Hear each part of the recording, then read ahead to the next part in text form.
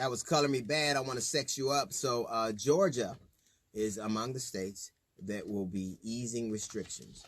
Georgia has opened up gyms.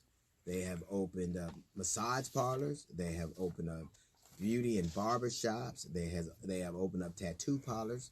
I find it interesting that they opened those facilities first, as if they were the most essential.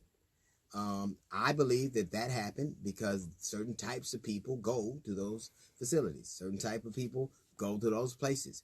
I find it interesting that you open up a massage parlor in the South before you open up a church.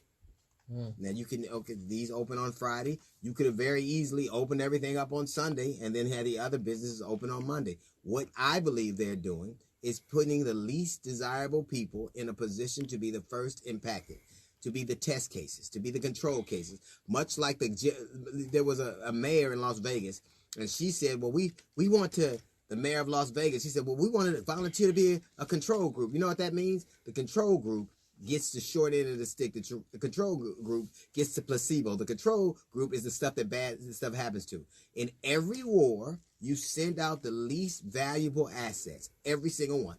And they have called this a war on this virus. And it makes sense that they are sending out the people they find the most dispensable. They find the most unnecessary. The people that they know will be the most impacted and the most likely to go. The most likely to be exposed to these things. It is interesting that you get your neck rubbed before you can commune with your God in Georgia. Now, there are supposed to be restrictions that were put in place by the federal government.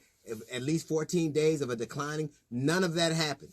And now Donald Trump is saying, I don't agree with him doing it because I know that he knows, just like we all do, he knows that the internal polling is telling him this is not going well.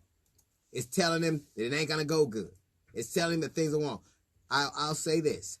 I don't think you should leave your home until you see tanning salons open and country clubs and polo rooms. Until you see things like that open up and then you know it's safe, then you go. But the reason that those facilities were opened up first was because there are a certain type of people who need them and go to them. There's a certain type of disposable asset. And that is what you do in war. What you do in war or chess, which is a simulation of war, who do you sacrifice first? Who is the first thing to go? The pawns, the foot soldiers, the unnecessary. Who's the first one they think you're going to run out? It is ironic to me that in the South, the Bible belt buckle, you can have my neck rubbed so I can talk to Jesus. I can get my kitchen wet up before I can commune with my God. There is, you know why? Because everybody goes to church in large numbers in the South. Everybody, people of all stripes. You know who tends to go to the places that they opened up first? The least desirable, at least according to them. The people who are the most expendable. The people who they've decided to let be the virtual canary in a coal mine. I will say this. You can never trust a man. This man, Brian Kemp, said specifically he wasn't aware that you could pass this disease, somebody asymptomatic could pass it. He doesn't believe in science. He made racist commercials to get the job. He took people off the rolls to get, now he's going to care about you. You think that he's opening these things up because he cares, that he wants you to be the first ones? You think if it were good that they wouldn't give it to their friends? It is because you are a test case. You are the control group. You get your hair cut under this administration, and it might be the last one you ever get. You will truly embody the meaning of casket sharp.